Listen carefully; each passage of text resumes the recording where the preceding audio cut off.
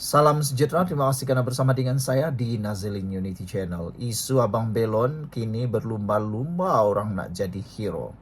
Seorang saja Abang Belon, tapi berpusu-pusulah orang seakan-akan menjadi hero. Hero pertama yang tampil ialah pastinya Akmal Saleh bersama pasukannya. Pasukan pemuda UMNO telah tampil dan datang melawat Abang Belon dan menyatakan pendirian bahwa mereka akan membantu melalui pasukan peguam dan akan mengambil tindakan supaya keadilan dapat diperjuangkan untuk Abang Belon. Selesai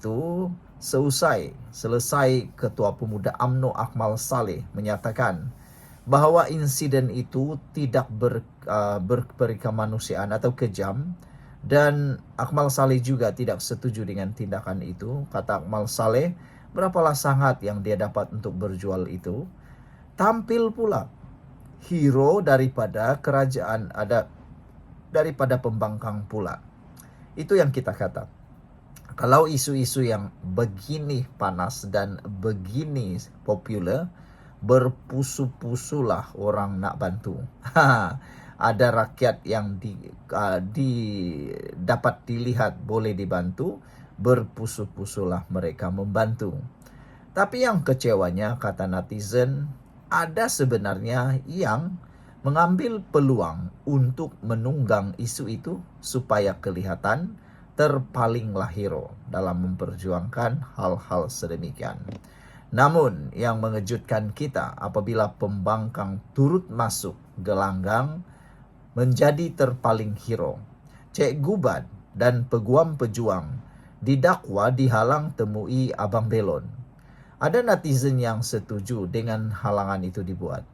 Kata netizen, cukup sudahlah pemuda UMNO melawat. Buat apa lagi ramai yang nak lawat? Cik Gubad pun lawat, peguam pejuang pun lawat.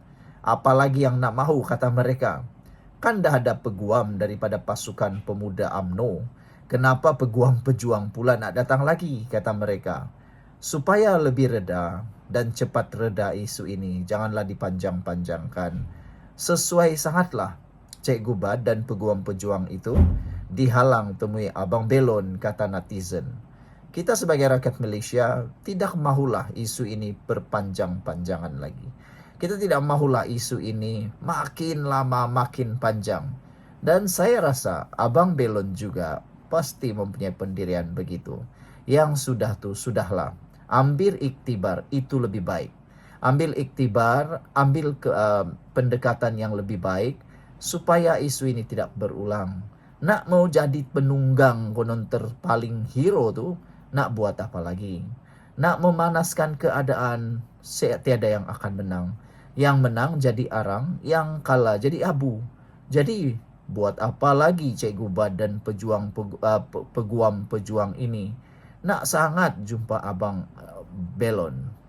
Ketua Bersatu, Bahagian Bersatu Badrul Hisham Sarin dan peguam Parti Pejuang Muhammad Rafiq Rashid Ali mendakwa mereka telah dihalang oleh pihak polis daripada melawat penjual Belon. Badrul atau Cik Gubad berkata perkara itu berlaku walaupun mereka telah dijemput oleh keluarga Zaimuddin untuk melawatnya di hospital. Oh, rupanya betulkah? Betulkah Cik Gubad ni dijemput oleh keluarga Zaimuddin? Entahlah, apa tujuannya pun kita tak tahu. Bila kami sampai di ward, kami dihalang masuk oleh kaki tangan hospital, kata Cik Gubad. Katanya arahan polis diraja Malaysia supaya kami tidak dibenar berjumpa mangsa, katanya lagi. Malaysia kini telah menghubungi pihak polis dan hospital untuk mendapatkan maklum balas. Zaimuddin yang dikenali sebagai Abang Belon di media sosial telah dimasukkan ke hospital selepas berlaku pertengkaran dengan pegawai Dewan Bandaraya di BKL. Datuk Bandar Kuala Lumpur Maimunah Muhammad Sharif hari ini berkata di BKL telah menggantung tugas 3 pegawai yang terlibat dalam insiden tersebut. Dia turut memaklumkan di BKL sedang mempertimbangkan untuk menanggung kos rawatan perubatan Zaimuddin. Sementara itu Cik Gubad turut mendakwa Setiausaha Politik Perdana Menteri Azman Abidin dibenarkan masuk melawat di luar waktu lawatan. Cikgu berkata dia dan Rafiq tiba pada jam 11.30 pagi dan diminta menunggu sehingga waktu lawatan bermula 12.30 tengah hari, namun mereka tetap tidak dibenarkan masuk. Ibu dan bapa mangsa tampil ajak kami masuk, pihak hospital halang juga. Malah pegawai hospital panggil dan cuba convince ibu mangsa jangan benarkan kami masuk. Ibu bapa mangsa serba salah kerana dia mahu nasib anak diperjuangkan, namun dia tak berani melawan pihak hospital kerana anaknya perlu rawatan, katanya. Katanya lagi, Presiden Bersatu Muhyiddin telah menghubungi Bapa Zaimuddin melalui panggilan telefon. Cikgu Bad juga mewakili Muhyiddin untuk menyalurkan bantuan kepada keluarga mangsa. Selain itu, dia menyindir pemuda UMNO yang kononnya ingin mengambil tindakan undang-undang terhadap DBKL susulan insiden tersebut. Tapi yakinlah semua akan runding sebab Lembaga Penasihat Ahli Majlis Dewan Bandaraya Kuala Lumpur terdiri dari ketua-ketua bahagian UMNO dan penuh lantikan politik rejim, katanya lagi. Sementara itu, satu TikTok video yang disiarkan oleh lider rasmi PAS, Saraka Deli, Rafiq berkata keluarga Zaimuddin mau bertemu dengan seorang peguam bagi membincangkan situasi yang dihadapi. Semalam sebenarnya saya mendapat panggilan telefon, katanya keluarga nak jumpa dengan peguam, jadi mereka nak jumpa peguam untuk explain, jelaskan sebenarnya apa yang sedang berlaku dan apa mereka patut lakukan. Dia menekankan mangsa mempunyai hak untuk mendapatkan peguam dan hak dijamin oleh perkara 5 Perlembagaan Persekutuan. Menurutnya, tindakan undang-undang perlu diambil kerana pihak berkuasa penguatkuasa telah melampaui batas kuasa mereka dalam menangani Zaimuddin 2 hari lalu. Terdahulu, DPKL mendakwa insiden bermula apabila peniaga tanpa lesen tersebut menolak seorang pegawai penguatkuasa dan enggan beredar, walaupun menghalang lalu lintas. Pihak berkuasa bandaraya itu berkata pegawai mereka hanya cuba untuk menenangkan dan mengasingkan peniaga itu daripada terus menyerang penguatkuasa.